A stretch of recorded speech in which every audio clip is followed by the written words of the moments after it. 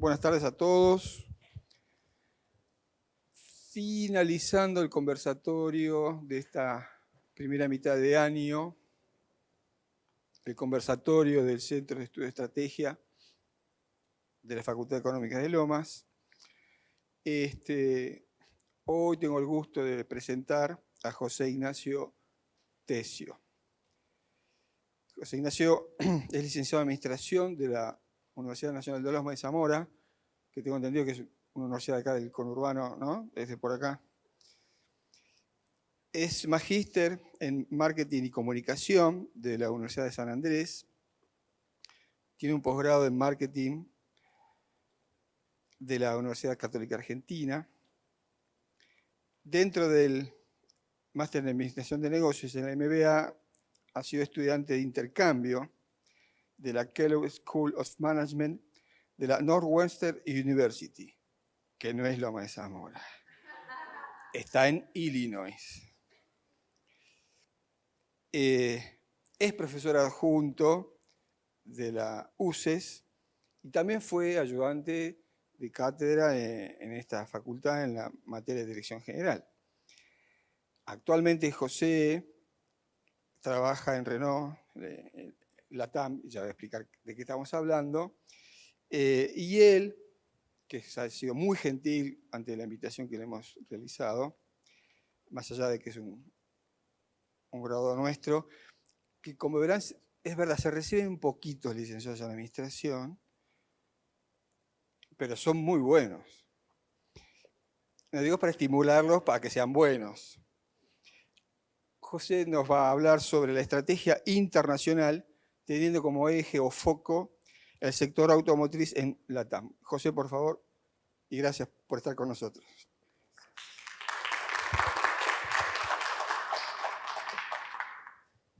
Buenas noches a toda la audiencia presencial, a quienes están viéndonos por streaming, por Zoom.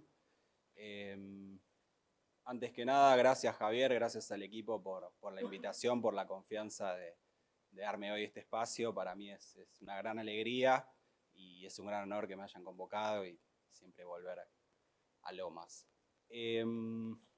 Como bien decía Javier, vamos a hablar, o voy a hablar, les voy a contar algunas perspectivas, más vale personales, ¿sí? De lo que tiene que ver con estrategia internacional y bueno, con algún ejemplo ahí que sí voy a puntualizar en lo que tiene que ver con la región Latinoamérica y cómo podemos pensar o cómo podemos, digamos, desde qué ópticas podemos ver o podemos diagramar una estrategia a nivel unidad estratégica de negocios. Había preparado el slide por si acaso. El punto en común o por qué llegué yo hasta acá, un poco contarles el viaje. Soy licenciado en Administración de la Casa, ya hace casi 10 años que me recibí. Fui docente ayudante también en la facultad. Por eso el punto que tenemos en común es Lomas y por eso me dio tanta alegría y por supuesto no dudé en aceptar la invitación y bueno, en preparar esto para ustedes hoy. ¿Qué es lo que, digamos, cuál es la experiencia que quizás voy a puntualizar? Pasé unos 6 años trabajando en Renault, una automotriz, un grupo multinacional de capitales franceses. Y tuve la oportunidad de pasar por distintos roles, desde lo que es la concepción de un portafolio de negocios, ¿sí? desde pensar cuáles serían los productos que podemos vender en determinados países, hasta el último rol que tenía que ver con la postventa y que tenía que ver con cuál es el nivel de servicio y qué es lo que nosotros queremos darles a los clientes una vez que ya están en la marca, que ya son usuarios, ¿sí? Bueno, ya hace unos meses que salí y bueno, un poco también el cuidado de esta presentación, como charlamos con Javier antes de empezar, de que no haya ningún dato, de no dar ningún dato que no se pueda dar, ¿sí? Con lo cual por eso repetía que las perspectivas que voy a compartir con ustedes son mías, son propias y bajo ningún punto de vista representan ni mi actual ni mis anteriores empleadores, ¿sí? Una aclaración antes de empezar. Ustedes saben que hay 3 niveles de estrategia, ¿sí? Hay una estrategia corporativa de unidad de negocios y hay una estrategia operativa. Como el tiempo apremia, hoy lo que les voy a contar es parte de estrategia corporativa, cuando ustedes piensan en internacional y cuando ustedes piensan en los mercados en los que van a participar, eso es parte de la estrategia corporativa.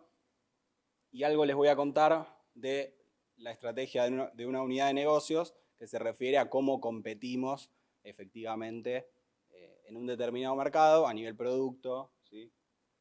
A nivel oferta, a nivel competitividad. Cómo está diagramada la presentación es súper simple, tiene 3 partes. Al igual que un plan estratégico, vamos a empezar hablando de contexto, de una parte diagnóstica. Después les voy a contar una parte de cómo se diagrama una estrategia internacional. Y a la final, ¿qué pasa? Hago el diagnóstico, hago el plan y después, ¿qué hago con el plan? Gracias, ejecuto, efectivamente, ¿sí? Vamos a hacer algún comentario así de ejecución, porque seguro que cuando llegue a ejecución me voy a estar quedando sin tiempo. Quedamos que íbamos a armar algo de alrededor de 1 hora. Ustedes me dirán cómo nos va con el timing. Entonces, lo que tengo en la parte diagnóstica o lo que tengo en la parte de contexto, ustedes ya saben o están por poner dentro de su caja de herramientas de licenciados en administración un montón de herramientas como podrían ser... ¿Quién da más? ¿Quién da más? ¿Alguna herramienta para diagnosticar, para conocer el entorno? ¿Qué se les ocurre?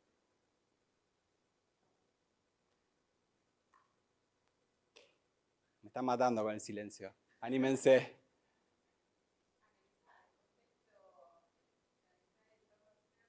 Sí, entorno externo. Por ejemplo, ¿con qué herramienta el externo? Podemos usar un FODA, sí, eso es un poco más avanzado.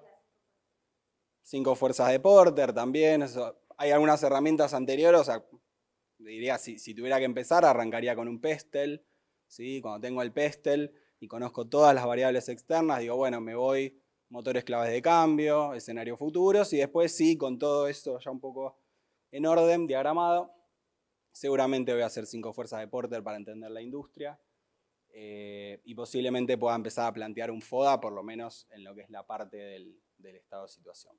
Todo eso es un montón que hoy no tengo tiempo para contarles. Lo que sí les voy a contar son algunas cosas que creo que deberían contener esas herramientas que ustedes van a preparar en un diagnóstico de una estrategia, ¿sí? Hoy el mundo está más VICA o más BUCA que nunca, según lo busquen en español o en inglés.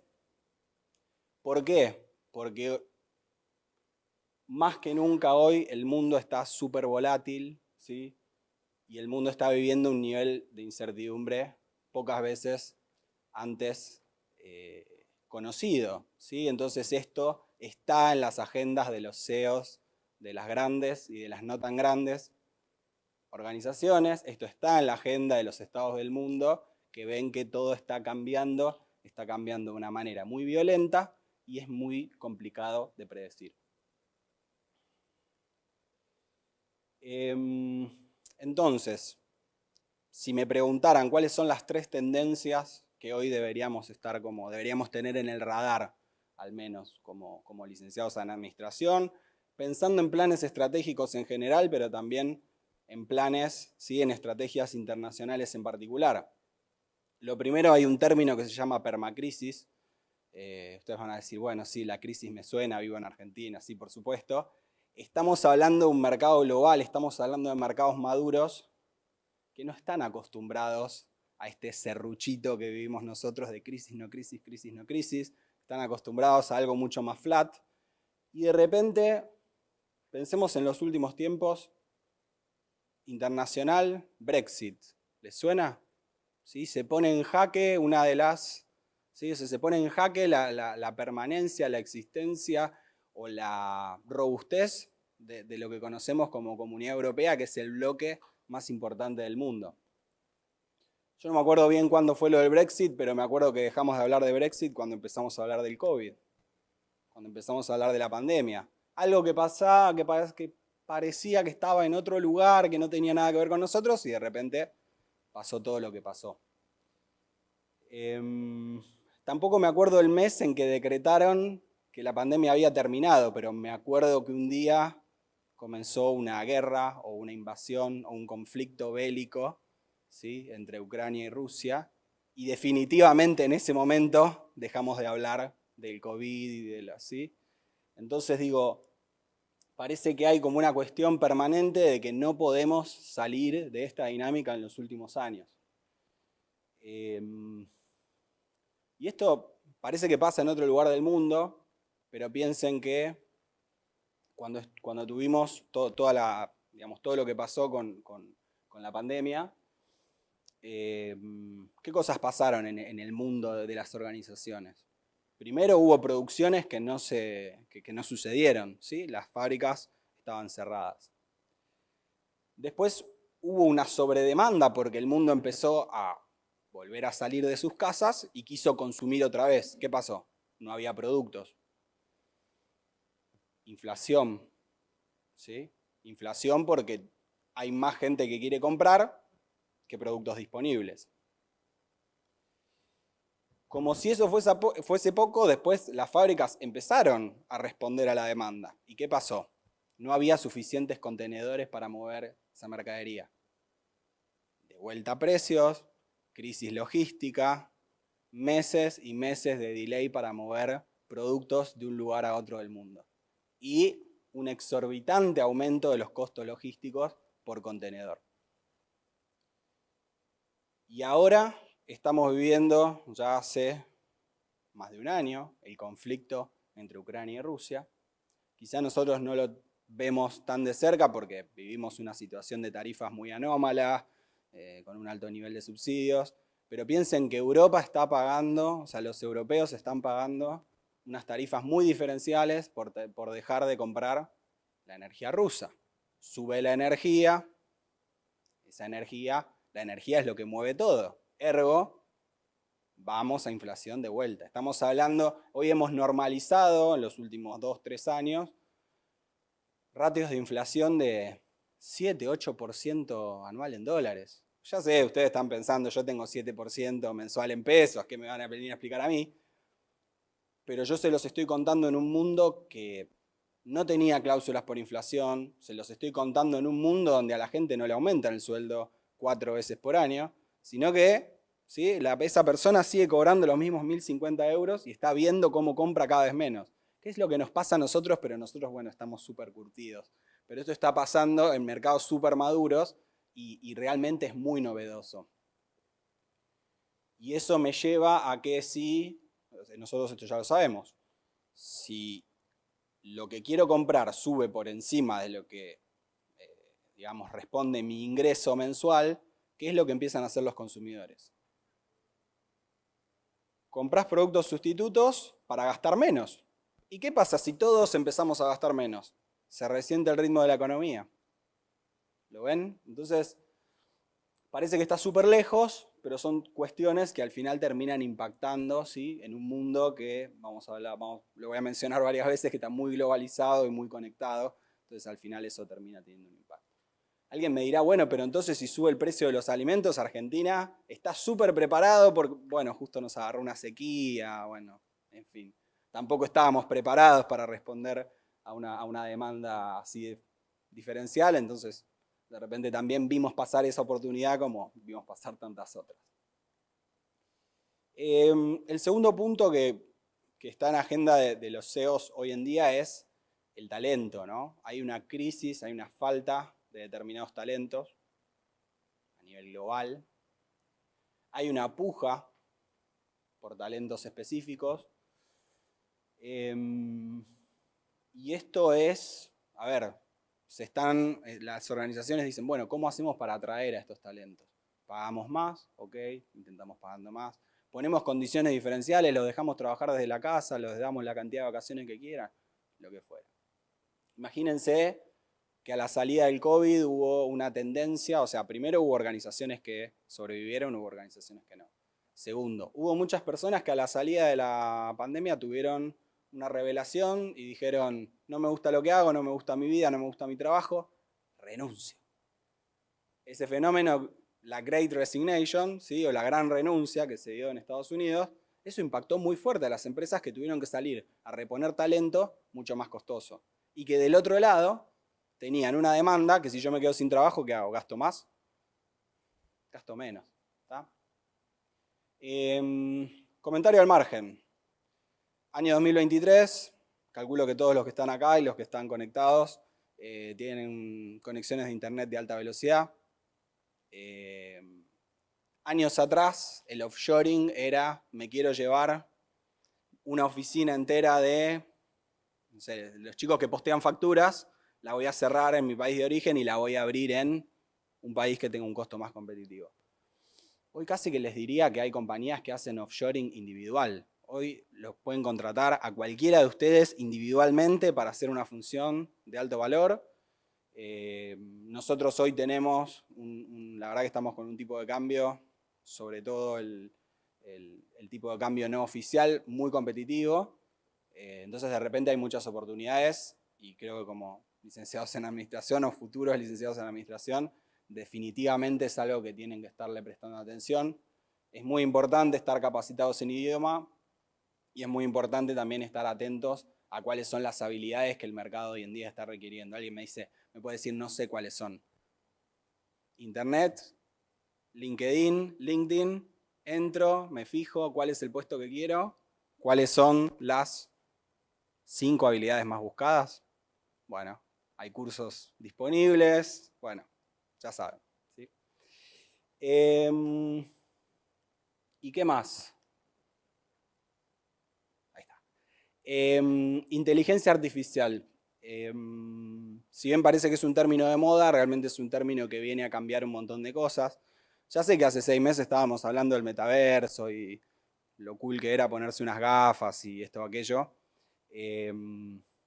Pero la inteligencia artificial es otra cosa. Posiblemente muchos que están aquí han probado ya el famoso chat con el que ustedes pueden interactuar y le pueden preguntar cualquier cosa. Eso es muy divertido y funciona un rato, pero imagínense la capacidad de ese motor de inteligencia artificial para funciones que tienen que ver con lo que necesitan las organizaciones. O sea, piensen que eso les puede potenciar el día de trabajo, tomando notas por ustedes en una reunión, sintetizando un mail que alguien les mandó, preparando templates automáticos de mails que ustedes responden habitualmente, etcétera, etcétera, etcétera.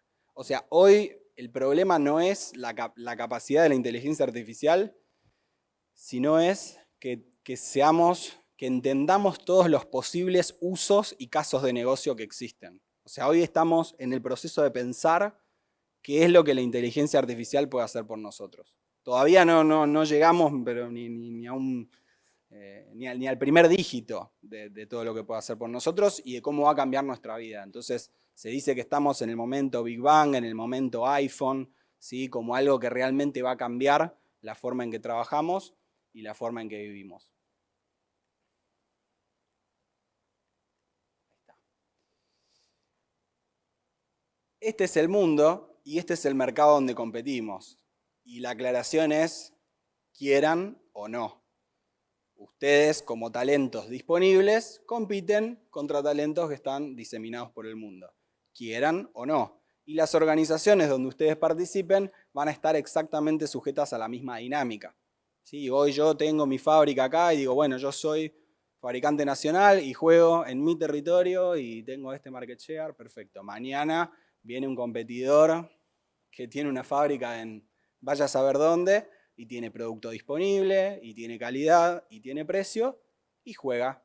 Y lo mismo pasa con organizaciones nacionales que quieran jugar en países limítrofes y, ¿por qué no?, más allá. Es un mundo también que está evolucionando y está cambiando muy rápido, ¿sí? Las estimaciones de las Naciones Unidas de 2022 ya indican que India pasó a China como el país más poblado del mundo. Un mundo que hace unos 10 años tenía 7.000 millones de personas, ahora ya somos 8.000, ¿sí? Con un ritmo igualmente que viene desacelerándose de crecimiento, con lo cual, ¿sí? Eso es positivo porque realmente la presión de consumo que le ponemos al mundo es muy grande, ¿sí? Y es un mundo también que sigue concentrando, ¿sí? Todas las tasas de natalidad alta en los países más pobres, ¿sí? En los países menos desarrollados. Entonces eso también es un factor a tener en cuenta. Y es un mundo donde pasa esto, ¿sí? Es un mundo donde los mercados maduros, como todo mercado maduro, tiene un crecimiento muy estable y muy parejo, y donde otros países, ¿sí? Van ganando preponderancia, ¿sí? Y van ganando share en la capacidad de compra del mundo. Entonces, cuando ustedes se preguntan por qué una compañía europea o de Estados Unidos se complica la vida compitiendo en mercados que son más inestables, en mercados que tienen menos capacidad de compra individual, bueno, por el potencial que tienen, ¿sí? Porque la torta del mercado, ¿sí? En la gráfica de torta está creciendo. Entonces, si el mercado crece, crecer en un mercado así es más fácil que si estoy en un mercado maduro donde para ganar un punto de market share se lo tengo que robar a mi competidor. Y eso es mucho más costoso. Otro fenómeno que tenemos, ¿sí? Es el que explica Hollensen y que se da, digamos, acá hay un ejemplo con los reproductores de DVD, pero Hollensen lo que explica es que una curva de adopción, ¿sí? De una tecnología o de un producto se puede ir dando de manera muy similar en otros mercados. Entonces, cuando una compañía lanza en 5, en 10 países y empieza a estudiar la tendencia, en general eso se sigue dando en el resto de los países. Entonces, eso es lo que les da una buena perspectiva de decir, sigamos trabajando con este producto o con este servicio en el resto de mercados disponibles donde todavía el producto no existe.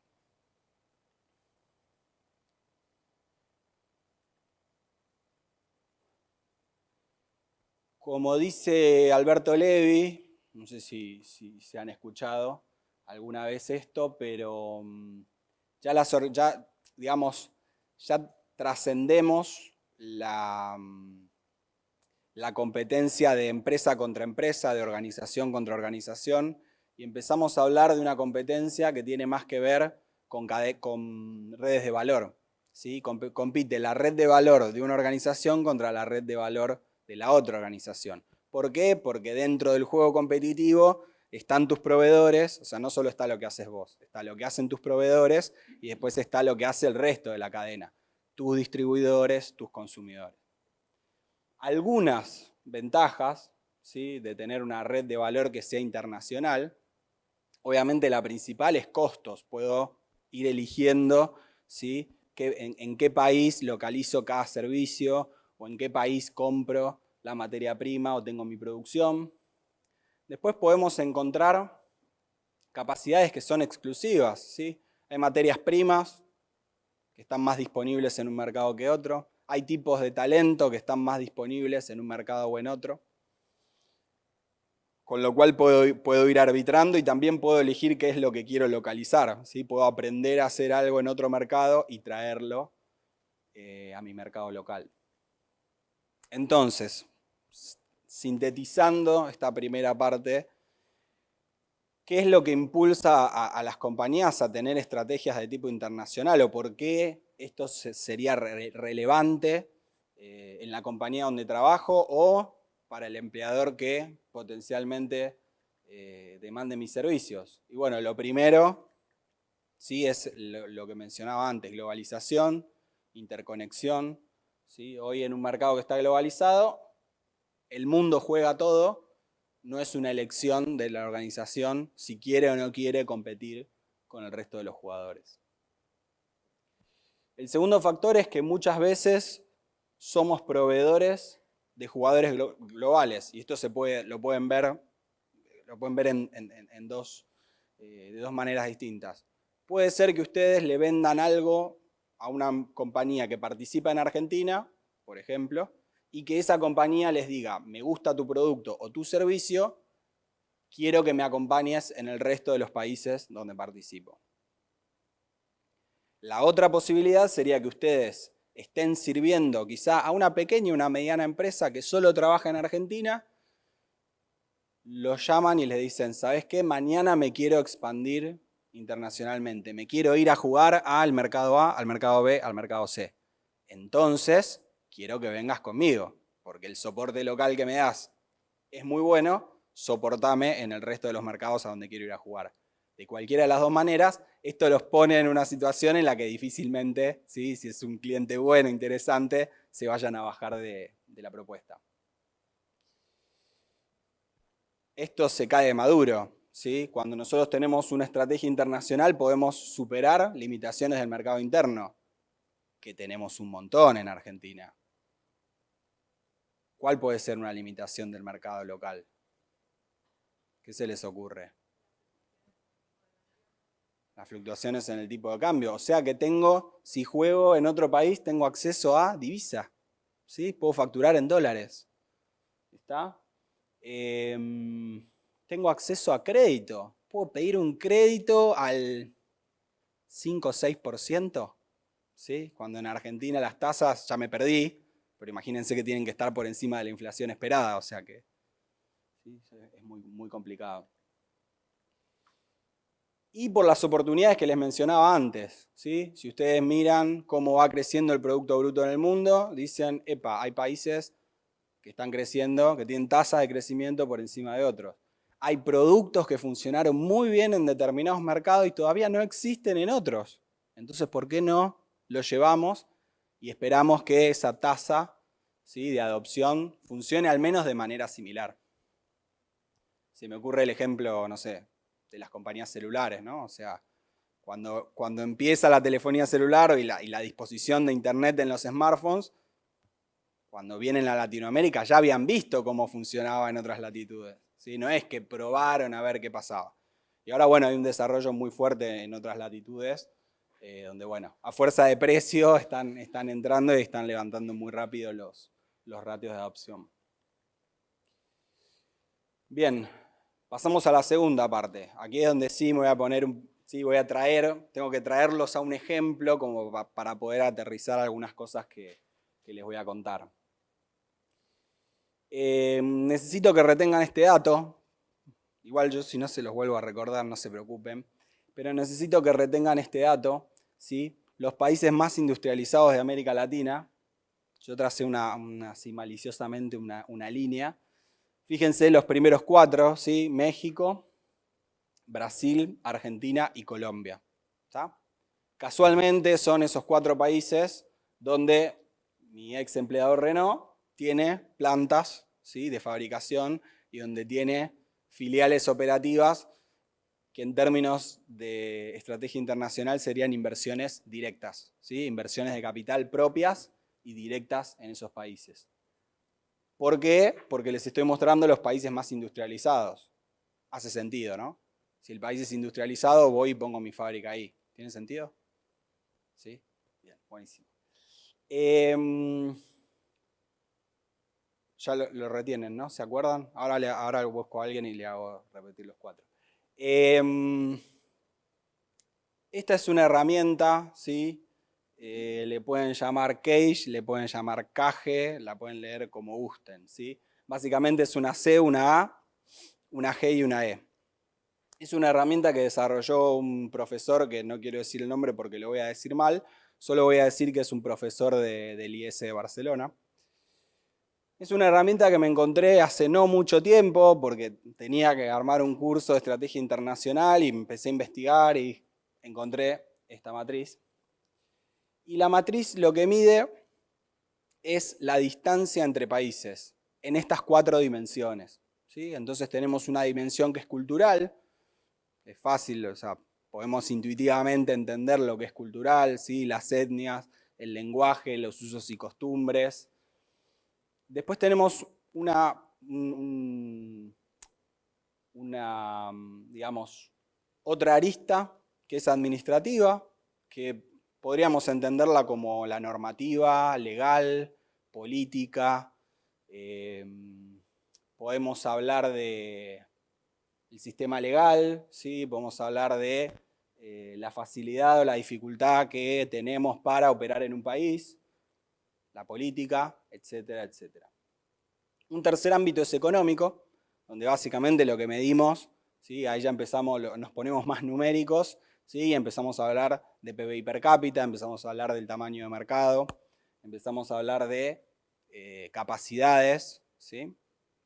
Y otra órbita que es la G, que es la geográfica, que ahora ya nos metemos en el ejemplo y les cuento cómo juega el ámbito geográfico cuando yo estoy intentando vender y distribuir vehículos por el mundo. Vamos al ejemplo puntual, ¿sí? De la industria automotriz. Y el primer aspecto, ¿sí? Cultural tiene que ver más que nada con cómo vendo, cómo comercializo, ¿sí? Por supuesto que el idioma, las etnias y los usos y costumbres tienen que ver con el tipo de mensaje que le voy a dar a mis potenciales clientes y tiene que ver con cómo voy a pensar, ¿sí? Mi relación de marca con esas personas, con ese mercado. En lo administrativo ya ahí nos ponemos un poco más detallistas, ¿no? Y decimos, bueno, hay un tema que es impositivo, la carga impositiva es súper importante, súper relevante en la industria automotriz. Sabrán que en Argentina arrancan a pagar 52% de impuestos con el auto más económico. Si alguien, cuando compren un 0 kilómetros, o sea, imagínense que la mitad de lo que están pagando no es el vehículo, sino que es, bueno. Hay cuestiones que tienen que ver con la importación, cuán fácil, cuán difícil, cuán factible es la importación. Para otras gamas de productos, de repente uno dice, bueno, si no lo compro por derecha, de repente siempre hay alguien que lo importa de alguna manera no convencional. Pero un vehículo es un bien registrable, entonces no puede ser importado de manera no convencional. O entra por la aduana, como tiene que ser, o no ingresa. Después tenemos tratados bilaterales, multilaterales, el tipo de tratado que sea, intercambios de libre comercio, y hay normativas locales que son muy específicas. Yo en automotriz les diría dos cosas puntuales, tienen que ver con lo ecológico, ¿sí? Con la exigencia que un país le hace a las terminales automotrices en términos de consumo energético del producto, básicamente cuánto combustible consume. También se puede referir a la norma euro, que es algo un poco técnico, pero básicamente hay varias normas euro. Empezaron obviamente en el 1 y la mayoría de los países está en algún lugar entre el 4, 5, 6 y ahora bueno, Europa ya está un poquito más avanzado, pero bueno, básicamente tiene que ver con la calidad de los gases que emite ese producto. Y también hay cuestiones que tienen que ver con la seguridad, ¿sí? Dependiendo del mercado, hay exigencias de seguridad que son básicas. Hay países que toman determinadas entidades y dicen, bueno, hacemos la prueba X y la prueba X tiene que dar este resultado, lo podés vender o no lo podés vender. En el caso de Argentina, bueno, no es tan relevante, pero en otros mercados realmente es muy, muy exigente.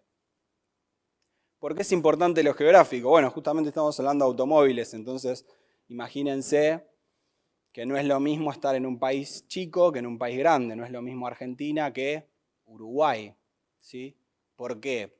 Porque no es lo mismo el desgaste que va a tener el vehículo, la distancia promedio que va a recorrer al año, la distancia promedio de cada viaje.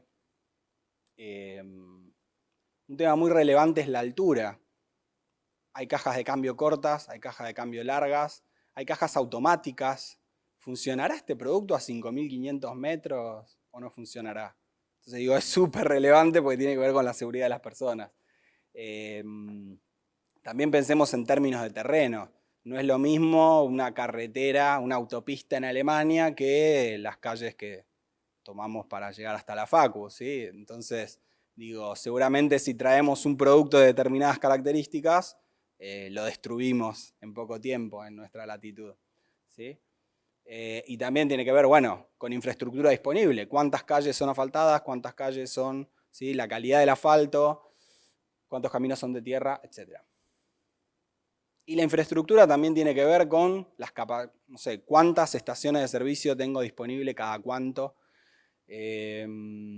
Otro punto relevante es la calidad del combustible que tienen disponible cerca de sus hogares.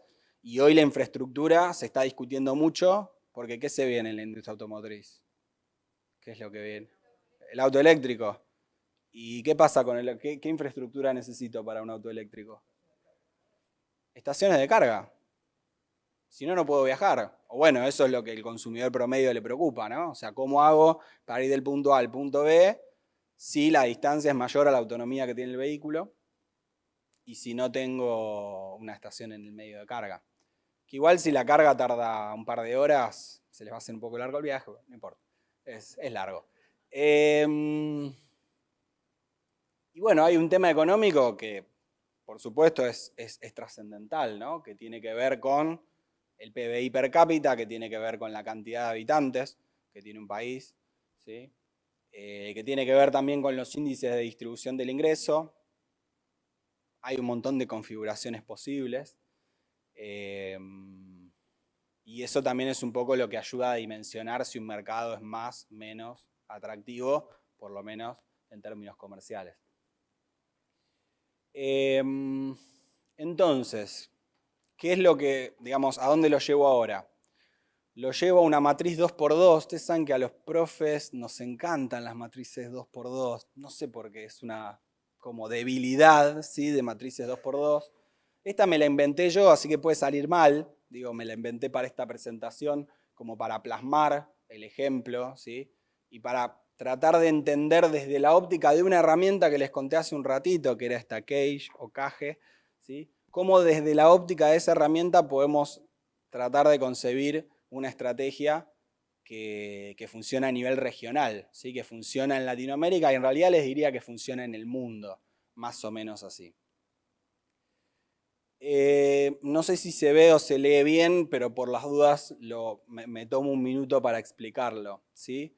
Tenemos un eje que es horizontal, que va de menos a más, y hablamos de la infraestructura disponible, ¿sí? Cuando nos vamos, ¿sí?, cuando el eje crece, tenemos más infraestructura disponible y tenemos, ¿sí?, hablamos de una calidad del terreno que es mejor. Cuando tenemos, digamos, tenemos PBI per cápita y poder adquisitivo, que obviamente es creciente, y tenemos exigencias legales de seguridad y de ecología que son ¿sí?, avanza el eje y son cada vez más demandantes y más difíciles de cumplir por el fabricante. En el eje vertical, ¿qué tenemos? El volumen de mercado, así a lo almacenero P por Q, precio por cantidad, ¿está? Que es como se mide un mercado, o sea, cuántas unidades podría vender y a qué precio. En total, no sé, Argentina históricamente tuvo un mercado que flotaba alrededor de las 600.000 unidades, llegó casi a 1 millón por allá por el 2013, si mal no recuerdo, y hoy está en una cifra por abajo de los 400.000, pero por una oferta que está restringida, ¿sí? Hay más personas que quieren comprar autos que los autos que hay para comprar. Entonces, bueno, artificialmente está por debajo de los 400.000. Nos matábamos de risa cuando veíamos a Chile, que veíamos que vendían 300 y pico mil. Bueno, ahora los chilenos se matan de risa de nosotros, pero bueno, son las cosas que nos suceden bueno, las cosas que nos suceden en nuestro país. Les dije volumen de mercado, industrialización, cuando se van para arriba del eje, ese país está más industrializado. Competitividad, ¿sí? Es más competitivo ese país en lo que tiene que ver con mano de obra y fabricación. Y la complejidad de importación, cuando crece el eje, es más difícil importar un producto, traer un producto terminado del exterior. Entonces, ¿qué resultante nos da esta matriz? Que si nosotros tenemos, ¿sí?, una complejidad de importación, estoy en el eje vertical, una complejidad de importación que es baja, ¿sí? Tenemos un país que es poco competitivo para fabricar, tenemos un país que está poco industrializado y tenemos un volumen de mercado bajo. ¿Qué es lo que vamos a hacer seguramente?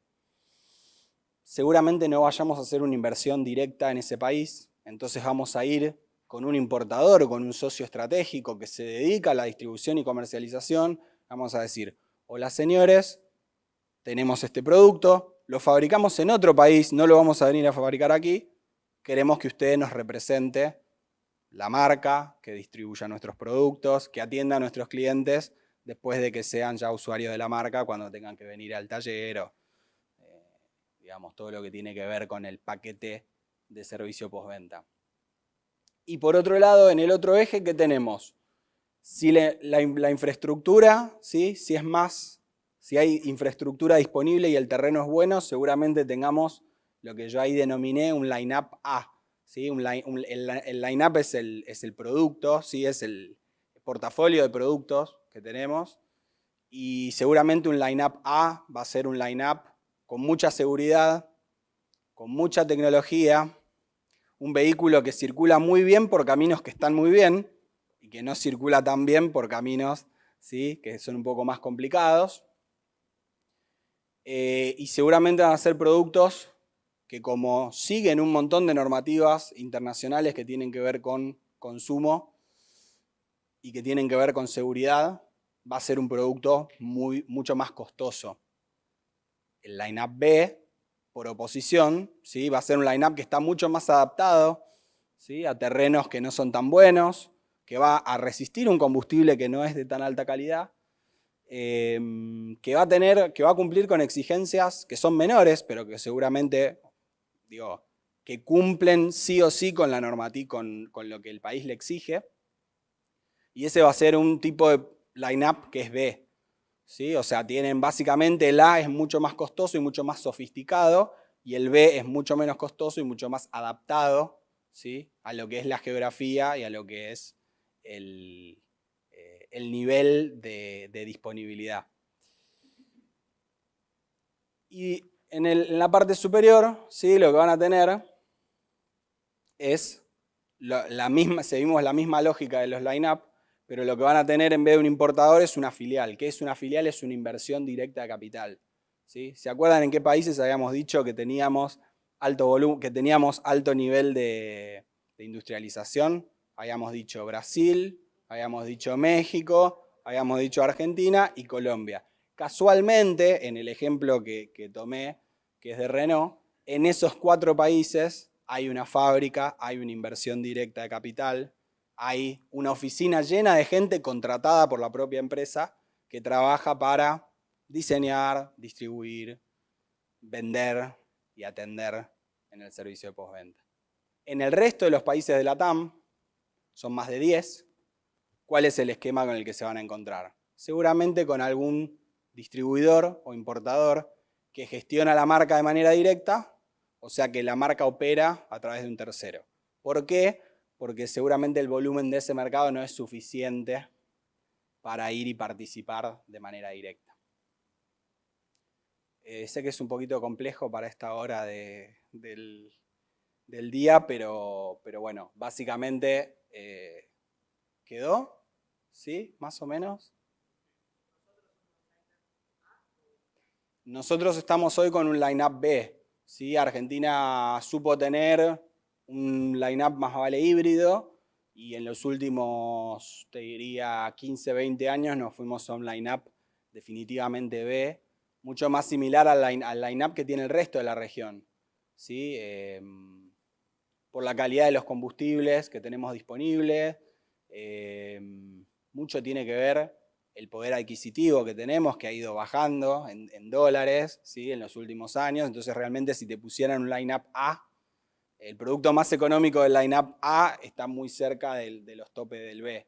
Entonces básicamente no habría un mercado suficiente como para demandarlo, ¿sí?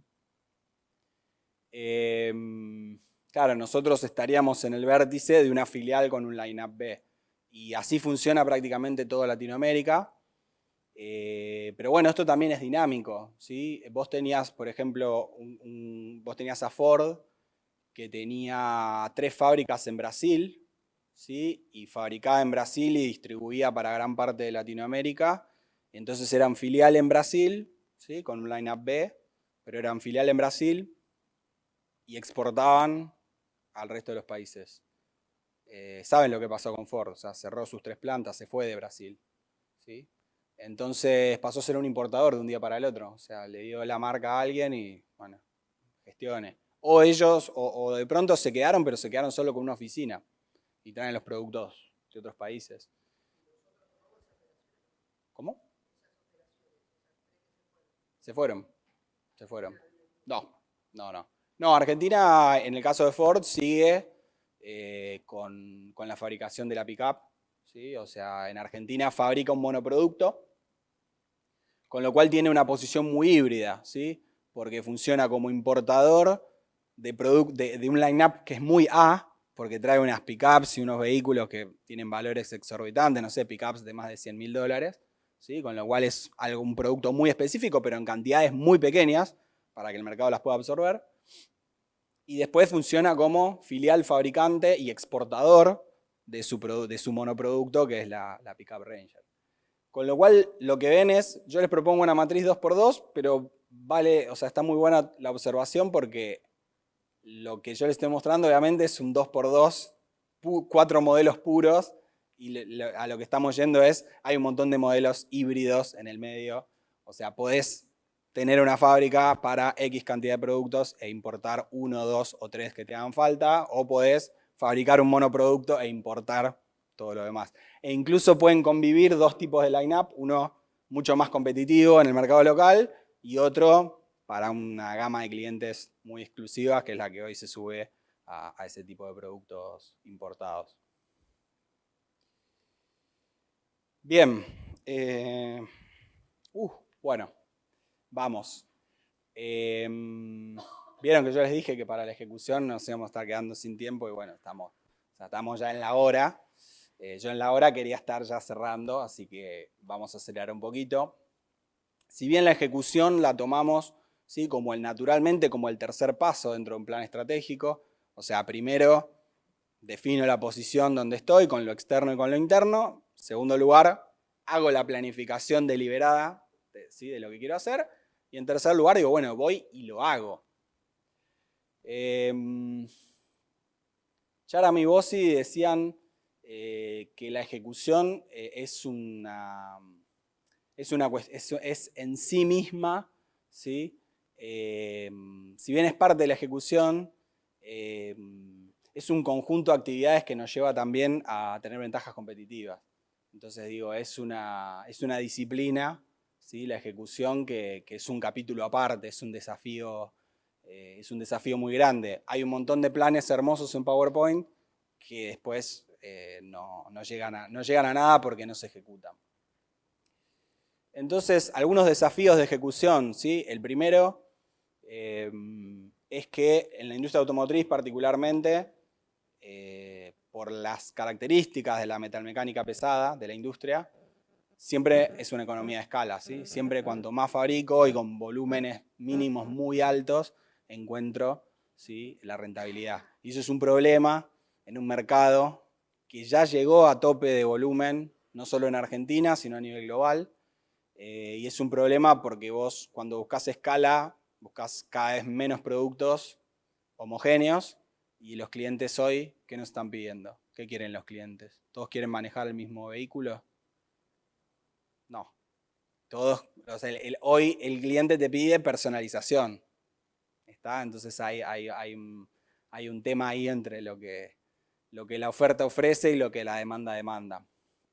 Después tenemos el diamante de Porter, que es una herramienta así como muy compleja, y un poco lo que nos explica son las capacidades que tienen las naciones, que tienen los países para determinadas cosas.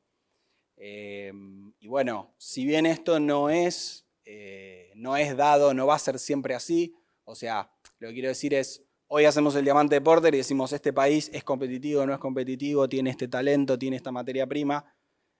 Mañana podría llegar a serlo. O sea, un país se puede desarrollar y puede ganar competitividad en un sector, pero hay que trabajar muchos años para que eso sea así. Entonces el desafío es muy grande. Si ustedes están mirando un mercado y dicen, le falta el factor A, B, C. A, B, C se pueden desarrollar, pero tiene que haber una intención deliberada y sostenida de ese país durante muchos años para que eso realmente funcione así. Otro desafío es que ustedes tienen distintos tipos de tienen distintas formas de ingresar a un mercado, ¿sí? Hay formas más light, como puede ser una exportación, solo mando mi producto, y como contrapartida tienen una inversión directa, que es digamos, el método más riesgoso y más exigente, y lo que tiene cualquiera de estos métodos que ustedes elijan para entrar a un mercado es que demanda compromisos al menos de mediano plazo y a veces de largo plazo. Si hago una inversión directa, seguramente estoy viendo un retorno, un repago de capital muy alto, con lo cual si en el medio cambia mucho el contexto, eso me puede afectar. Si si le doy una licencia a un socio en ese país, seguramente voy a firmar un contrato muy complejo que me va a atar por muchos años a un nivel de servicio que hoy me parece rentable y que hoy me parece justo y que el día de mañana puede no ser así. Entonces digo, hay compromisos que son muy de largo plazo. Y lo otro es lo que venimos hablando, ¿sí? desde que empezamos. La globalización y la interconexión es súper compleja y eso hace que todo lo que venimos viendo, ¿sí? sea aún más dinámico y tenga muchas más chances de cambiar. ¿Está? O sea, Ford se va de Brasil, cierra 3 plantas, se va. Viene un fabricante chino, dice a mí me gustan esas 3 plantas, me las quedo. ¡Wow! Cambió todo en un instante. ¿Sí? O hay un país donde hay 4 o 5 fábricas y de repente vienen los socios asiáticos y dicen, bueno, ahora queremos entrar nosotros y traemos este producto a este precio. Matador.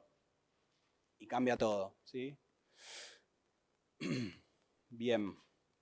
Hay una frase que le atribuyen a Churchill, no sé si lo dijo él, pero es buena la frase. No importa cuán linda sea tu estrategia, ¿sí? Cada tanto hay que mirar los números, hay que mirar los resultados. Entonces, cuando están ejecutando, seguramente lo más común, lo que se van a encontrar es, ¿qué van a ver en el mercado automotriz? Bueno, van a ver qué market share tienen, o sea, cuánto venden sobre el total de mercado, y van a ver qué rentabilidad tienen. Pues el market share es divino, siempre y cuando les dé la rentabilidad, si no, la verdad que no sirve de mucho. Y después hay herramientas un poco más complejas que tienen que ver con la administración del portafolio. A la izquierda pueden ver la matriz BCG. Sé que Levi dijo a los gritos acá, no la enseñen más, no enseñen más la matriz de la vaquita, pero bueno, realmente creo que algo de jugo todavía le queda si la usamos bien. Y después tenemos, ¿sí?, las matrices de política direccional que tienen en cuenta el tamaño de las unidades de negocio, tienen en cuenta de ese volumen de negocio en cuánto participa nuestra compañía y tienen en cuenta que a partir de eso tenemos que tomar determinadas decisiones, que puede ser intensificar, ¿sí? Puede ser redoblar esfuerzos, puede ser quedarnos donde estamos o puede ser que tengamos que salir. ¿Sí? Comentarios finales, algunos. Hay una frase de Einstein que usé en muchos cursos y muchas charlas y siempre me hace pensar que cuando dice no todos ignoramos las mismas cosas, en general sabemos mucho de muy poquitas cosas. Yo les estoy hablando de algo que conozco y no les estoy hablando de todo lo que no conozco. Entonces eso cuando pensamos en términos internacionales es mucho más fuerte porque hay muchas cosas que están tan lejos de nuestro ámbito de accionar diario, que no las conocemos, pero ¿saben qué es lo peor? Que creemos que sí las conocemos, creemos que las entendemos, creemos que sabemos, creemos que en lo que nosotros creemos es justo y en lo que cree el otro es ridículo, creemos que el acento que nosotros tenemos está bueno y que todos los otros hablan mal, no sé si les suena esto, digo. Creemos que el horario en que nosotros cenamos es el correcto y todos los otros cenan en un horario incorrecto. Entonces digo, hay un criterio de autorreferencia a partir del cual desde nuestra óptica, desde nuestros anteojitos, miramos la realidad de los otros, en vez de tratar de ponernos los anteojos de los otros y entender cómo se ven ellos y cómo nos ven a nosotros. Entonces digo, esto es muy fuerte porque es un sesgo súper intuitivo que tenemos que saltar a conclusiones muy rápidamente a partir de lo que conocemos y tratamos de entender un mundo que no conocemos. Y esto lo digo aquí, pero grandes ejecutivos de grandes compañías sentados en un headquarter en algún lado dicen esto es lo que sirve y esto es lo que va para todos los mercados, pues todos son iguales. Y después, bueno, hay algunas dificultades, ¿no?, cuando vamos a ejecutar eso porque no todos son iguales. Ni hablar de lo que tenemos en la cabeza como estereotipos, ¿sí?, que son terribles y que a veces pensamos que ese estereotipo es real y lo multiplicamos y bueno, muy, muy alejado de la realidad y sobre todo nos puede llevar a tomar decisiones muy erróneas en lo que tienen que ver con ámbitos tan complejos. Un autor que me doy la licencia de recomendarles, que es Hans Rosling. Hans Rosling era un doctor sueco, ya falleció hace unos años. Se hizo famoso por unas charlas TED, donde jugaba con un auditorio y le hacía algunas preguntas y se mataba de risa, tenía auditorios llenos de PhD, les hacía preguntas básicas sobre el mundo y la gente siempre contestaba mal. Y un poco Hans Rosling lo que hace es traernos un montón de números y un montón de datos. Rosling es un optimista. Yo no me considero muy optimista, soy más optimista a partir de él, porque él realmente muestra números. O sea, no es un optimista soñador, que es un optimista con un montón de números. Como a mí me gustan los números, me gustan las estadísticas, te prepara mucho mejor para repensar lo que creías que sabías y también para tener determinadas discusiones, ¿sí? Una cosa es cuando discutimos si somos más o menos optimistas y otra cosa es cuando le ponemos números atrás. Decimos, bueno, indistintamente de mi perspectiva y la tuya, hay números que muestran esta tendencia o aquella tendencia.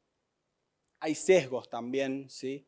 que tienen que ver mucho con la manera en que nos informamos. Bueno, es muy complejo, ¿no? O sea, todo el día nos están bombardeando con las noticias, con las redes sociales. En general lo que vende es lo malo, todo el tiempo estamos malo, malo, malo. Lo bueno no es noticia, lo sabemos, todos lo sabemos, pero después en el inconsciente cuando nos impactan con mensaje malo, malo, malo, ¿qué nos queda? Que realmente va todo muy mal. Hay una pregunta que está en Gapminder, que es una página que justamente es la ONG que quedó a partir del libro que escribió y que la sigue la familia de él, donde hace muchas preguntas, ¿sí? Respecto de estadísticas mundiales. Ustedes pueden jugar a acertar la respuesta correcta y después obviamente les da la respuesta y les da la fuente, o sea, todo con información de buena calidad. Por ejemplo, si yo les dijera que en 1980 la extrema pobreza en el mundo,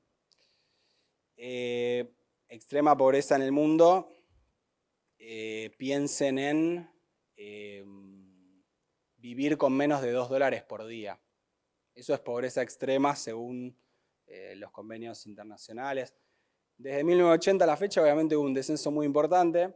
Si yo les preguntara en cuánto creen que está hoy ese ratio de pobreza extrema en el mundo, 30%, 20%, 10%, ¿qué arriesgarían? ¿Qué número arriesgarían? En el mundo, 15, número redondo. ¿Te vas a 10? Bueno, tengo 10 por ahí. ¿Quién da más? 30, 20 por allá. 30. Bueno, está muy bien porque en general la respuesta por default es 20 o 30. ¿Sí? Y yo les traje algunos números. ¿Sí? Bueno, ahí no se ve tan bien de Our World in Data. Pero fíjense cómo viene descendiendo, ¿sí? En todas las regiones, sin excepción, viene descendiendo y la tendencia, ¿sí? Es muy notoria. Para simplificarles la vida, obviamente les traje esta gráfica que agrega todo lo anterior, ¿sí? Y donde les muestra que está alrededor del 10%. Entonces, bien, 10%, no estaba arreglado, yo lo vi acá, no arreglamos afuera, pero normalmente creemos que está en un 30, un 20%. ¿Sí? ¿Por qué? Porque todo el tiempo nos están bombardeando y porque también es un tema de sesgo. Siempre pensamos en términos por oposición, ¿no? Pensamos en los ricos y pensamos en los pobres. Y la realidad es que la mayoría de los habitantes del mundo no son ni ricos ni pobres, están en algún lugar en el medio, ¿sí? No son ni extremadamente ricos ni extremadamente pobres. Ya sé,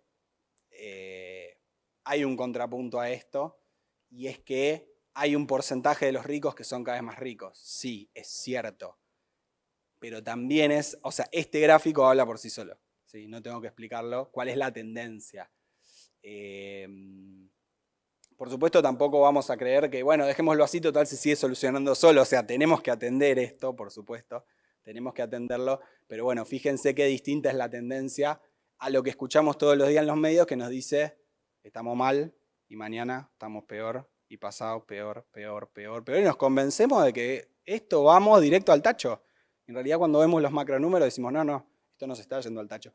Puede ser que en los últimos años, esto iba hasta 2015, puede ser que en los últimos años haya un pequeño rebote, ¿sí? Puede ser que haya algún pequeño aumento, todo lo que pasó con el COVID. Cuando hay inflación, nosotros ya lo sabemos, ¿sí? Hay inflación y de repente alguien que está con el nivel de ingreso más bajo de repente no accede a determinadas cosas. Eso sí es verdad. Pero bueno, la macro tendencia indica esto. A mí Rosling me hizo el día, ¿sí?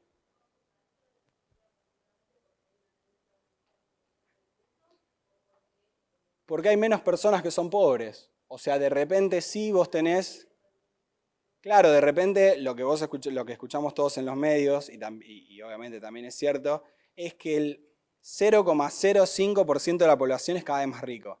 Eso también es cierto. Sí, está el dueño de Amazon, está el dueño de que es cada vez más rico, que se enriqueció en la pandemia. Perfecto. Pero digo, eso no quita esto otro, ¿sí? Eso no quita que hay un sistema que cada vez genera más acceso a lo básico a más personas.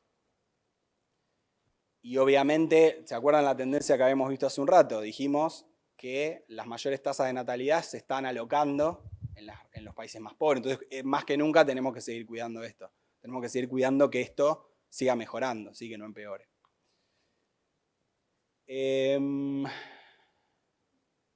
Esta conferencia está llegando a su final, lo dice, ¿sí? El slide. Por mi parte, una reflexión final es que hoy estuvimos hablando de grandes corporaciones, o el ejemplo que traje es de una gran corporación, porque es a donde a mí me tocó trabajar más de 6 años. Muchas veces en administración tenemos un sesgo, no por los estudiantes ni tampoco por los profes, seguramente por la bibliografía, que nos lleva siempre a pensar en grandes corporaciones, en grandes empresas multinacionales. Y lo que digo es, hoy estuvimos hablando de planificación estratégica. Y la planificación estratégica no es un tema que solamente sirva para las grandes corporaciones. Lo podemos adaptar a las pequeñas, lo podemos adaptar a las más chiquitas, lo podemos adaptar a la administración pública, y Javier sabe un montón de eso y ha disertado un montón de veces explicando cómo la planificación estratégica que tanto necesitamos es súper relevante también en el sector público. Y digo, ahí me tomo una licencia no académica y digo, también hay elementos de la planificación estratégica que nos sirven para nuestras propias vidas, ¿no? O sea, saber a dónde estamos parados, deliberadamente, planificar hacia dónde queremos ir, ejecutar, no dejar nuestros planes. O sea, si bien es difícil sentarse enfrente de una hoja en blanco, también es difícil mirar esa hoja cuando está escrita y decir no estoy haciendo lo que quería hacer, o sea que no estoy llegando a donde quería llegar. Se trata de tener una visión y se trata de ir a por ello, y se trata de que también, tampoco es que van a hacer un plan y después van a ser inflexibles. Van a hacer un plan y va a haber emergentes, van a pasar cosas, un montón de cosas, como en la vida de cada uno de ustedes. Pero digo, al final también tenemos elementos de nuestra práctica profesional que nos sirven para nosotros como personas. Y hoy nuestros caminos se cruzaron acá, en este auditorio, y seguramente que ustedes estén acá sentados tiene que ver con el plan de cada uno de ustedes, un poco más deliberado o un poco más azaroso, pero creo que nadie por azar entra a una universidad y dice voy a hacer una carrera de 5, 6, 8, 10 años. No es azar, o sea, quisieron estar, no sé si hoy acá porque por ahí se aburrieron un montón, pero digo, quieren estar en esta universidad, quieren tener este título, se quieren llevar una caja llena de herramientas y tienen un montón de planes por delante. Nada, por mi parte, para lo que necesiten, y les deseo muchos éxitos en el plan de cada uno y cada una de ustedes. Gracias.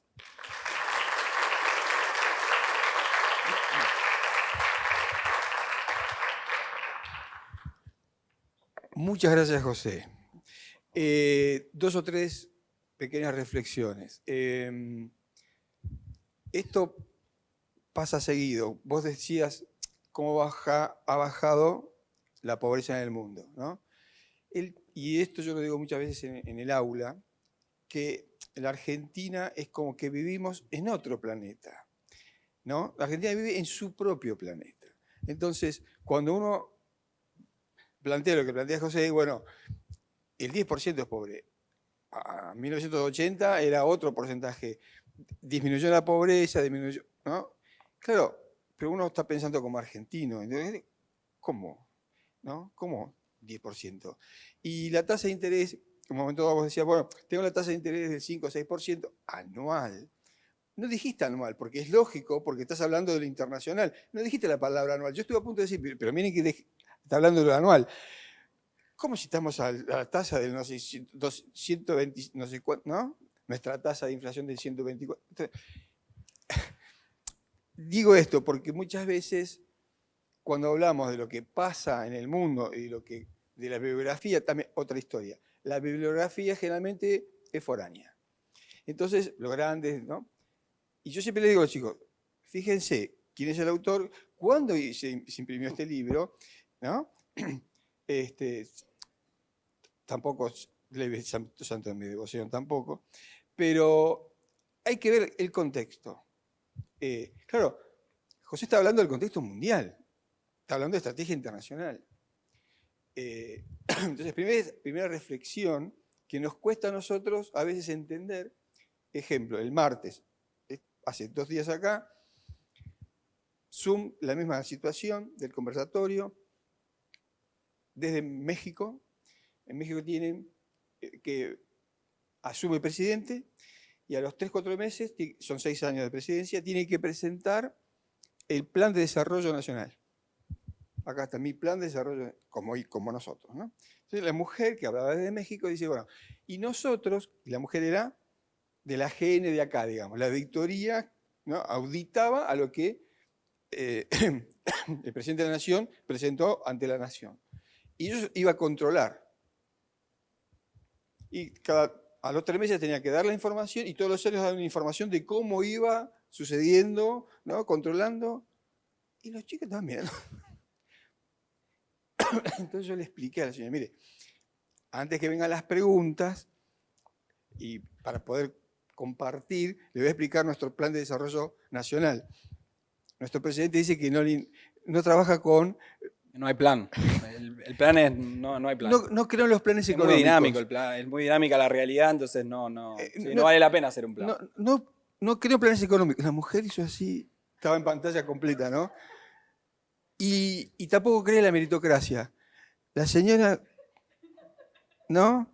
Digo, ¿por qué? Porque después iban a venir los chicos a preguntarle, y le iban a preguntar cosas, ¿cómo? ¿No? Iban a preguntar cosas que para ella eran obvias. Pero claro, estamos nosotros en un contexto totalmente loco. Y tenemos la inflación del 8 mensual. Entonces la mujer de otra vez pone, y la mujer es funcionaria pública, no puede estar diciendo lo que quería porque era funcionaria pública de México. Y la responsable de controlar al presidente. Y un chico le dice, ¿pero publican eso? Sí, claro, ¿cómo lo vamos a publicar? ¿No? México, no estamos hablando de Noruega. A ver, pequeña reflexión, que a veces es muy probable que a José le cueste en sus cursos o con sus docentes, depende del público destinatario, explicar como algo natural algo que para nosotros no es natural, ¿no? La locura de la forma en que vivimos. Pregunta, y ahora pasamos a las preguntas de los niños. Yo no sé si sigue existiendo, pero hace unos años, no muchos años, yo escuché que las plataformas de las pick-up, de las chatas que se dicen, ¿no? En la Argentina, que son 3 o 4 empresas distintas, compartían el chasis para compartir costos. ¿Esto se sigue manteniendo? ¿Es normal? Hasta donde sé, no. Hasta donde sé, había un plan que también, obviamente, los planes que nosotros vemos vienen de alianzas que son globales. Y hay un acuerdo de entendimiento muy fuerte entre las dos plantas que están en Pacheco, la de Ford y la de Volkswagen. Supongo que viene por ahí. Sí. Sí, estuvieron negociando durante años para que la generación que empezaba ahora sea compartida. Pero entiendo que las negociaciones no llegaron a buen puerto, porque de hecho lo que empezó a suceder, o sea, fíjate qué conveniente que era por partida doble. Empezaron a tener dificultades para exportar a determinados mercados, no los japoneses, pero sí Ford y sí Volkswagen. Y entonces tenían más producto disponible para el mercado local que te absorbe hasta determinado punto. Claro. Sería súper conveniente, sería razonable a nivel producto, a nivel industrial. Lo que pasa es que una de las plantas debería cederle el liderazgo a otro. Y cuando cuando una marca que no es del grupo le cede el control a otra, después le tiene que pedir por favor que le fabrique esto en este tiempo. Sí. De repente en otro entorno funciona mejor porque los contratos son más de largo plazo. O sea, te pongo un service agreement, si no me cumplís, te penalizo. Sí, pero eso es muy conflictivo. Es como un poco complicado tratar de llevar el ritmo de eso. Eso lo sufren mucho por colegas que tengo, me cuentan que lo sufren mucho los japoneses porque ponen unos contratos con service agreement altísimos y después el proveedor no lo cumple y cuando van a ejecutar la cláusula es como, o sea, bueno, no es tan fácil. Pero hasta donde sé no. Pero bueno, son rumbos muy distintos los de esas dos compañías con el rumbo de los japoneses, que hasta lo último que vi estaban a tope de producción, triple turno. Especificación global, con lo cual están exportando a los mismos mercados. O sea, puede suplir producción de cualquier otra fábrica del mundo. Y el otro problema que tiene Volkswagen y que tiene Ford es que se quedan con producto desactualizado. Entonces ya después no lo pueden exportar porque ese producto ya en el mundo no existe. Es lo mismo que hoy le pasaría, no sé, a Chevrolet con el Cruze. Claro. Ese modelo se descontinuó hace años en Estados Unidos. Entonces lo querés exportar y bueno, hay que ver a quién. ¿Sí? Un mercado que todavía no lo haya matado. Pero no, respondiendo a tu pregunta, hasta donde yo sé, no lo lograron. Hay un detalle que vos, un tema muy importante, que son las cuestiones legales en cada sector del mundo, ¿no? Ejemplo, no hace mucho, la Unión Europea dictaminó por ley, implica a los 27 países y unos que se están sumando rápidamente con el problema de Rusia y Ucrania. A partir, creo que es 2035, no puede haber más producción de autos con combustiones internas, o sea, a petróleo, nafta. Eso es otro mundo. Entonces están todos rajando, haciendo autos híbridos o eléctricos. Eso cambia por región, la estrategia. Bueno, como todo, ¿no? Tiene que ser hecho a medida. Sí, eso es muy sectorizado, o sea, hoy le impacta de lleno a Europa. Yo te diría que en el resto de las latitudes del mundo no están haciendo inversiones de capital para desarrollar eso porque los mercados no te lo piden. En el caso de la TAM es muy difícil el tema de la infraestructura. Claro, seguro. Con lo cual te diría que eso es muy enfocado en Europa.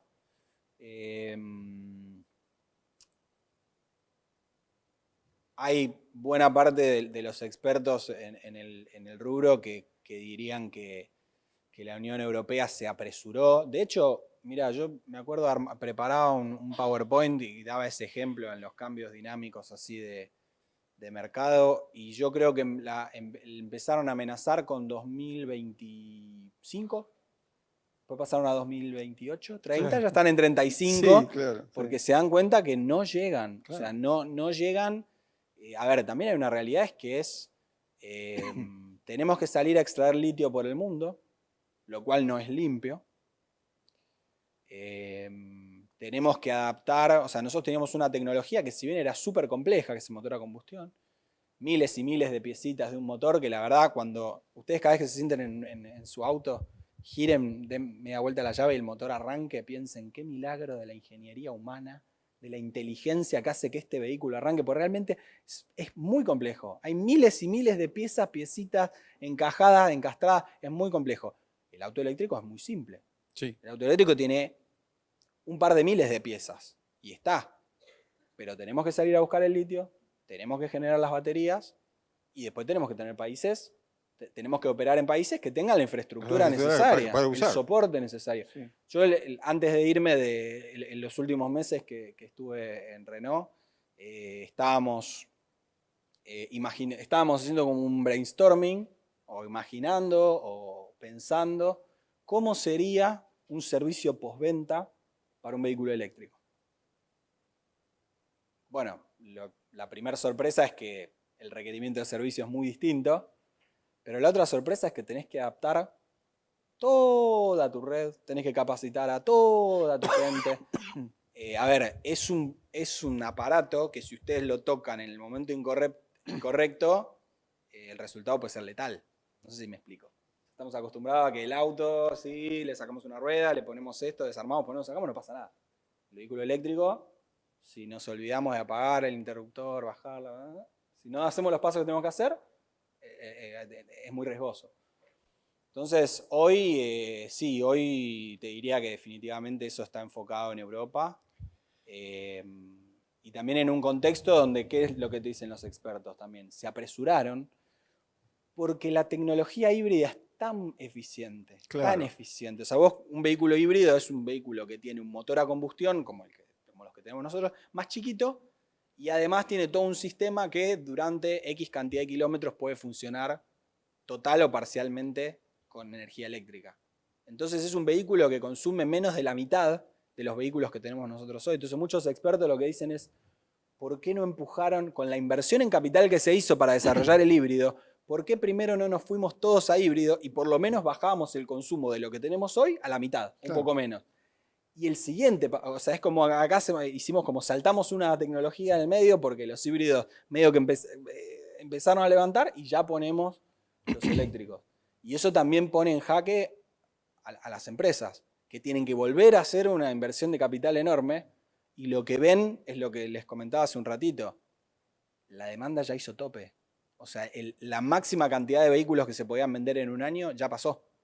O sea, hoy estamos vendiendo menos que antes, a nivel global, a nivel argentino también, pero digo, a nivel global. Entonces digo, te pido una inversión en capital de miles y miles de millones de dólares de inversión y desarrollo y después no veo un mercado que lo vaya a absorber, ¿no? No veo esa recuperación. Y al mismo tiempo se da datos, ¿no?, del dinamismo, lo que implica el mercado mundial, que semana pasada la información fue que en el primer trimestre del 2023 el auto más vendido era Tesla, un modelo de Tesla, que había superado a la Hilux, que quedó, no, el Corolla, el Toyota Corolla, que quedó en segundo puesto, algo insólito, aunque Toyota sigue siendo el primer productor mundial,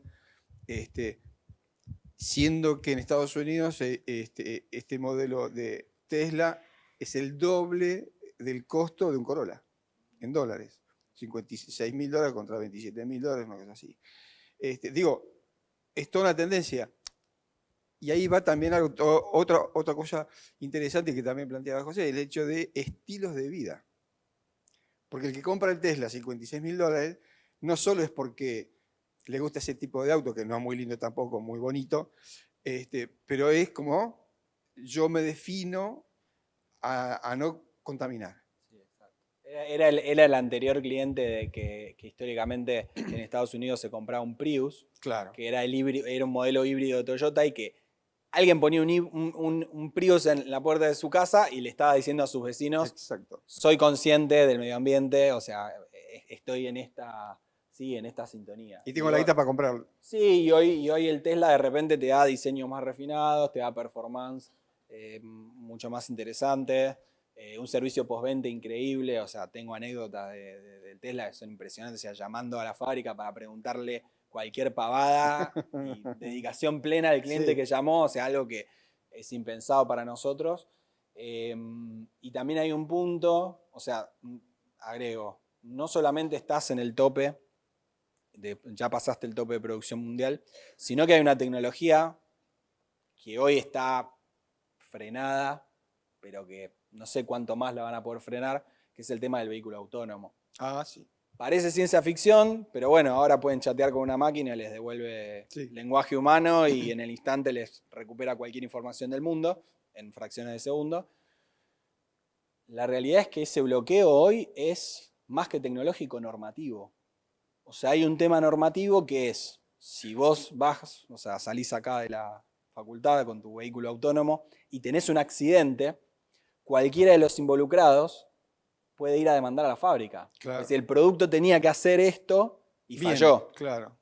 Si lo llevamos a la estadística, al número duro, el producto con su inteligencia algorítmica conduce mucho mejor que los humanos. Sí. Y tiene muchos menos accidentes. Seguro. Y hay cálculos. Yo hice mi tesis de maestría sobre, bueno, hice una factibilidad en Ciudad de Buenos Aires, pero al dato que llegué y que coinciden muchos expertos, es que si realmente se libera esa tecnología, por ejemplo, una ciudad como New York necesita una 10ª parte de los vehículos que tiene en su flota de taxi, para mover a la misma cantidad de personas. ¿Sí? Tocando negocios. Entonces cambia radicalmente porque uno dice, bueno, de repente entonces el negocio, en vez de venderle un auto a un particular, es que la automotriz se siente con Uber, claro, y le diga, yo te vendo esta flota para esta ciudad. O si no, si como está el músculo financiero y no se van a vender tantas unidades, te doy un leasing de todas estas unidades. claro. No hay hace un falta, socio claro, que hace la explotación, claro. te paga una parte, ¿sí? La amortización de capital. Entonces, es un... digamos, el mercado está realmente muy, muy atípico. Mi última pregunta, y pasamos a la gente que está desesperada por preguntar.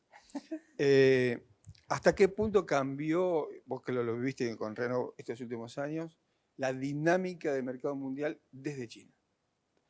Digo, porque las fábricas están en China. Muchos de los autos exclusivos o marcas exclusivas sobreviven porque están los chinos comprando. Yo creo que les he comentado a este grupo que 2013 yo voy a China y me tengo que encontrar un señor que era un constructor multimillonario, comunista pero multimillonario, al estilo... no es incompatible, ¿eh? No, yo lo vi... Digo, para el público, por ahí está como dice, ¿es un oxímoron? No, sí. No se equivocó. Un oxímoron capitalista. Sí. Bueno, y el señor me fue a buscar con su chofer y su traductor en un Rolls Royce. Uh-huh. O sea, Rolls Royce no sé si, o Phantom, no sé si hubieran seguido existiendo con los chinos. Sí. ¿Hasta qué posiblemente punto? Sea el país que más consume Rolls Royce en el mundo. Sí. Y los grandes modelos exclusivos, ¿no? ¿Hasta qué punto China revolucionó y cambió todo? Me hiciste acordar que no di como el contraejemplo de los chinos. El caso me parece súper interesante porque China se le pueden criticar un montón de cosas al modelo comunista, de comunista, capitalista, bueno, híbrido de China, pero si hay algo que no podemos discutir es el nivel de planificación estratégica que tiene el Partido Comunista y que lo ejecuta. Entonces ellos hace muchos años que querían desarrollar una industria metalmecánica potente y la que había disponible era muy mala, malísima. O sea, tenía unos estándares, o sea, gente que ha ido a visitar fábricas en China, como lo que comentabas vos, no podía creer, o sea, no, esto no sirve para nada. Bueno, para mí el movimiento genial de los chinos es decir, ok, señores constructores, pueden venir a China, pueden invertir, pueden vender, pueden hacer lo que quieran. Volvería al slide, pero voy a perder tiempo. ¿Cuál es la exigencia que se les va a hacer? Que el método de entrada a China sea un joint venture. Entonces, ¿qué tuvo que hacer, por ejemplo, BMW? Tuvo que ir a buscar un socio en China, era uno peor que el otro, decir, yo voy a hacer una inversión, pero la voy a hacer, o sea, te voy a comprar una parte, vamos a hacer una compañía nueva, 50-50, lo que fuere. Y sos tan malo que yo voy a traer mis máquinas, voy a traer operarios, te voy a enseñar a fabricar. Porque era la única manera de entrar. Las terminales automotrices ganaron porque entraron a un mercado que hasta ese momento no conocía lo que era un producto de especificación ¿sí? Lo que eran productos buenos, o sea, imagínense todos esos productos locales de muy baja calidad. ¿Y en qué ganó? Digo, ¿en qué ganó el país en su plan estratégico? Recibió toda la tecnología, recibió todo el know-how, y hoy tenés una gama muy grande de fabricantes chinos, todos con tecnología y con aprendizaje de terminales americanas y de terminales europeas, que no solo compiten contra esos productos en el mercado local, sino que exportan a todo el mundo, sino que tienen una presencia muy fuerte en Latinoamérica. Nosotros hoy acá no los vemos. Si tienen la oportunidad de ir, no los voy a mandar muy lejos, a Uruguay, a Chile, van a ver productos que nunca vieron en su vida y decir, ¿qué es eso? Es un auto chino. Y lo van a ver con un nivel de terminación y lo van a ver con un nivel que no lo van a poder creer. ¿Sí? Ahí te doy un ejemplo ahí corto. El año que vos naciste, en 1990, te estuve estudiando. Yo estuve en China. Y en Pekín, en Beijing, había 10 millones de habitantes y 8 millones de bicicletas. No había autos. Los jerarcas del partido y los jerarcas del ejército patriótico rojo, sí, con chofer, por supuesto. Volví en el 2012 y en 2013. Autos que no vi, por supuesto, en Loma nunca, ¿no? Los Rolls Royce y autos que no había visto en mi vida. Digo, ¿para qué? Si alguien te pregunta, me llamás y les digo, mira, tengo la foto de en 1990, en 2012, y lo que es planear estratégicamente un país. Y es ley en China que para que alguien invierta de afuera tiene que ser un socio chino, que de casualidad son todos familiares conocidos del Partido Comunista y algún allegado, y del digamos, ejército. Claro, Eso claro. Ninguna duda. ¿Preguntas? Levantando la manito. Mientras las preparan, te hago un comentario sobre eso, que se armó mucho revuelo en China cuando el amigo Elon Musk fue a invertir, el dueño y CEO de Tesla. Él le dijo al gobierno chino que él quería, él sí iba, pero él iba solito, no iba en un joint venture. Y bueno, finalmente, no sabemos cómo, consiguió esa excepción a la regla. Y bueno, los fabricantes, obviamente el resto de los fabricantes mundiales están furiosos, ¿no? Con que, bueno. Me juego que hay accionistas chinos que no figuran en el contrato. Puede ser. Me juego. Igual también lo que sucede es que ya no necesitan eso. No. Porque ya el desarrollo tecnológico de los chinos ya es independiente. Entonces, tienen astronautas y van a la Luna y tienen una estación espacial. Niñas, niños. Primero, gracias, José. Y la consulta es respecto de qué sucede con la demanda y la oferta en automotriz en general, ¿no? Sin hablar de nadie en puntual, porque vemos que tal vez hay mucha gente tratándose en este contexto de refugiarse en un activo vehículo, pero hay mucha demora en las entregas. Por ejemplo, ¿en qué falla ahí la administración estratégica de la planta o la parte de ventas? O bueno, ¿a qué se debe según tu criterio? Okay. Bastante orientada al mercado argentino, ¿no? Sí. Sí, eso es, o sea, hoy el mercado está, como les decía, o sea, hay más demanda que oferta.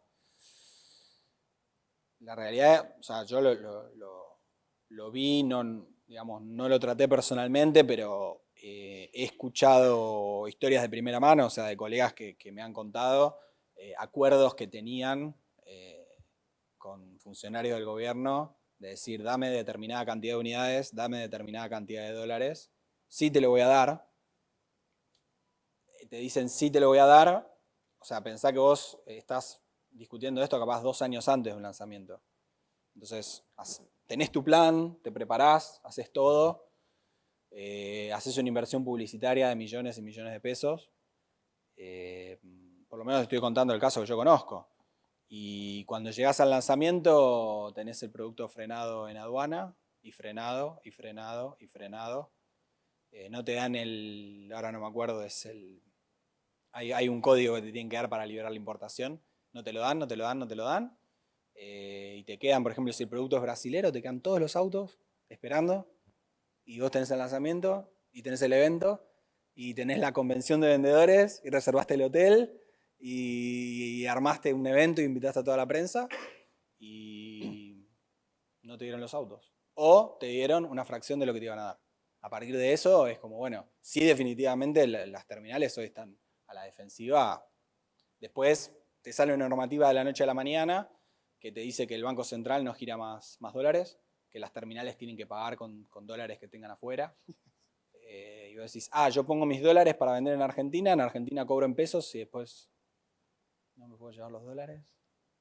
Es el sabor de la aventura de vivir en Argentina. Sí, ese es por lo menos el caso. Yo te cuento un caso particular concreto, no te digo el modelo y la marca, pero te digo que me lo contó alguien que dijo, mirá, hablamos con gente del ministerio, ¿no? Fulano, mengano, nos dijeron, tienen nuestra palabra, van a tener estas unidades, van a tener Se hizo todo el plan, se trabajó 2 años, se invirtió un montón de dinero y cuando llegaste, no sé, tenías que hacer un lanzamiento de 800 unidades, te dieron 200.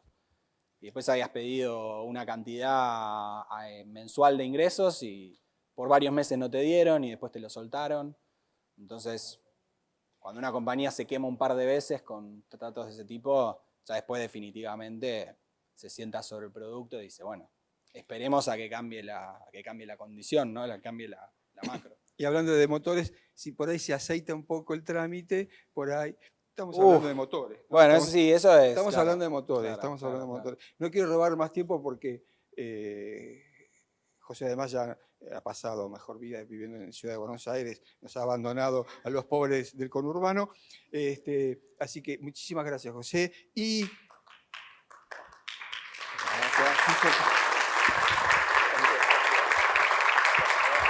Gracias, muchas gracias.